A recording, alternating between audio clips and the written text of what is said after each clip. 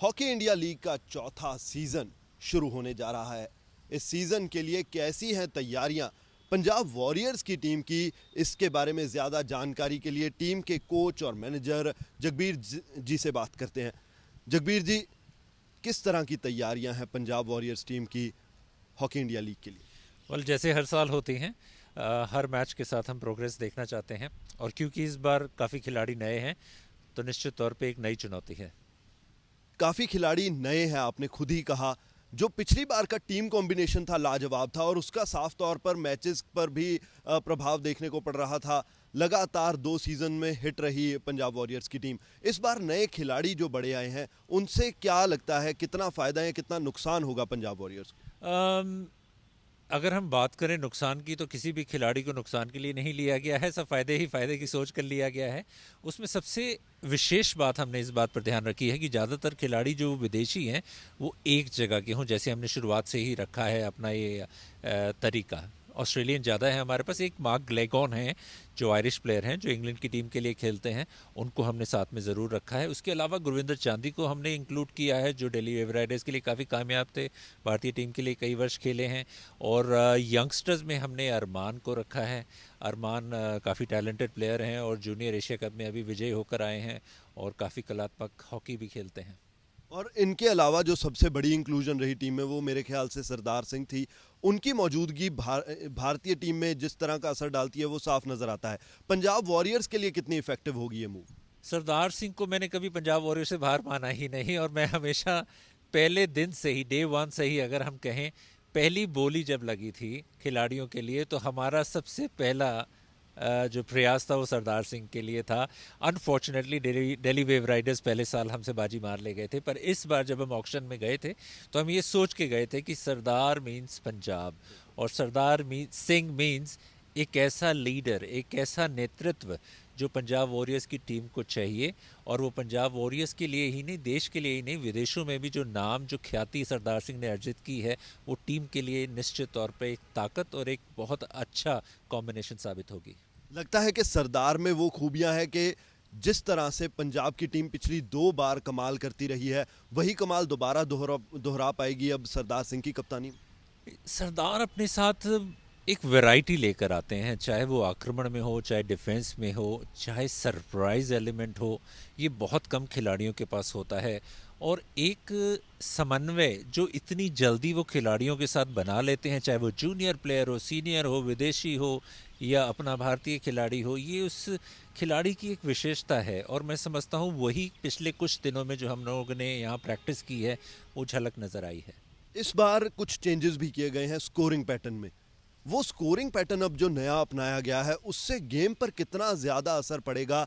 किस तरह की तब्दीलियां गेम में देखने को मिलेंगी? और क्या पेनल्टी कॉर्नर जो है उसका असर कम हो जाएगा? इसके बारे में भी थोड़ा बताइए। भारतीय हॉकी ने हमेशा विश्व हॉकी को एक नया रूप दिया है, एक नया तरीका दिया है हॉकी खेलने का। चाहे वो वीडियो रेफरल्स हो, चाहे वो कमर्शलाइजेशन हो, चाहे वो क्वार्टर प्ले हो, जैसे 4 क्वार्टर्स में अब खेला जाता है। ये सारी चीज़ें, इवन पेनल्टी शूट आउट भी भारतीय हॉकी की देन है विश्व हॉकी को, जो उन्होंने बहुत सहज तरीके से अपनाया है और स्वीकार किया है। और इसीलिए आज हॉकी इतनी पॉपुलर भी है। खेल की गति बढ़ गई है, इंटेंसिटी बढ़ गई है। तो मैं समझता हूँ वो भी एक प्रकार है जो अब हम लेके आए हैं, हॉकी इंडिया लीग लेकर आई है। वो है पेनल्टी कॉर्नर से 1 गोल होगा, और पेनल्टी कॉर्नर के अलावा फील्ड गोल जब आप करेंगे तो 2 गोल होगा। इससे 2 चीज़ें हैं। एक तो सारा खेल सिर्फ एक ड्रैग फ्लिक पर निर्भर नहीं करेगा। अब आपकी कला कौशल बहुत कुछ मायने रखेगी, क्योंकि फील्ड गोल ही है जो दर्शक देखना चाहते हैं, और वही हॉकी उन्होंने शुरू से देखी है भारत में। और इससे निश्चित तौर पर जो आक्रामक हॉकी है, जो स्पेक्टेटर फ्रेंडली हॉकी है, उसको एक नया रूप ज़रूर देखने को मिलेगा। स्टेडियम चेंज पंजाब के फेवर में जाएगा या अगेंस्ट जा सकता है, वो भी बताइए। Well, keeping fingers crossed, stadium change sector 42 hockey stadium के नाम से जाना जाता है। और बहुत ज़्यादा लोगों को बताने की आवश्यकता नहीं होती है कि सेक्टर 42 में कौन सा स्टेडियम है, क्योंकि उन्हें मालूम है वहाँ हॉकी स्टेडियम है।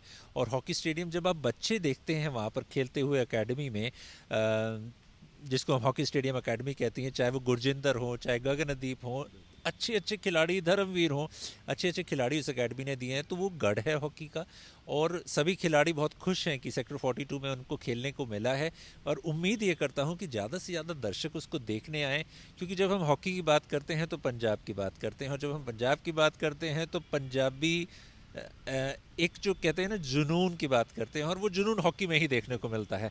तो मुझे पूरी उम्मीद है कि दर्शक इस स्टेडियम को खचाखच भरेंगे। कोई ऐसे खिलाड़ी भी हैं रहेंगे इस बार जिनको आप या पूरी टीम मिस करने वाली है? जिनको मिस करेंगे, हाँ, किरण गवर्स हैं। वो हिप सर्जरी की वजह से, हालांकि जेपी पंजाब वॉरियर्स के लिए उन्होंने बहुत अच्छी लीग खेली है। दबंग मुंबई ने इस बार उनको लिया था, पर वो नहीं इसमें हिप इंजरी की वजह से पार्टिसिपेट कर पाएंगे।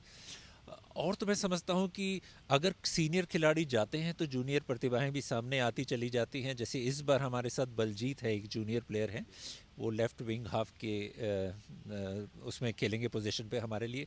ऐसे ही कई अन्य प्रतिभाशाली खिलाड़ी हैं। जेपी पंजाब वॉरियर्स का मकसद रहा है कि यंगस्टर्स को प्रमोट करें।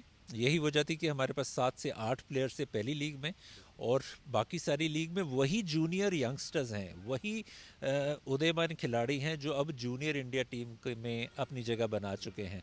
तो मुझे उम्मीद है इस बार भी पंजाब वॉरियर्स के जो ज़्यादातर जूनियर खिलाड़ी हैं वो अपना एक निशान बना पाएंगे। पहले मैच में क्या उम्मीद की जाए पंजाब वॉरियर्स की टीम से?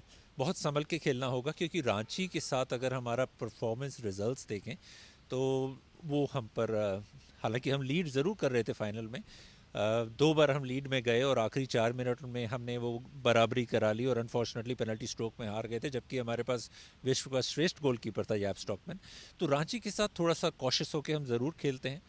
संदीप सिंह उनके पास है, ड्रैग फ्लिकर, तो ये एक वजह उनकी और हो जाती है। पहले ही उनके पास एशली जैक्सन था, पर उस हिसाब से हर टीम अपनी रणनीति तैयार करती है।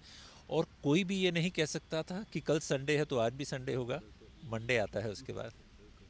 चलिए जगबीर जी, हमसे बात करने के लिए आपका बहुत बहुत शुक्रिया, और हम यही उम्मीद करते हैं कि पंजाब की टीम अपने पहले मुकाबले में ज़रूर जीत दर्ज करे। Thank you for your good wishes. तो ये थे जगबीर सिंह, और जगबीर जी का कहना है कि पंजाब वॉरियर्स ने कमर कस ली है और वो यही उम्मीद करते हैं कि टीम जीत के साथ आगाज़ करे हॉकी इंडिया लीग के चौथे सीज़न में। Parvez Sandhu, ABP News, Chandigarh.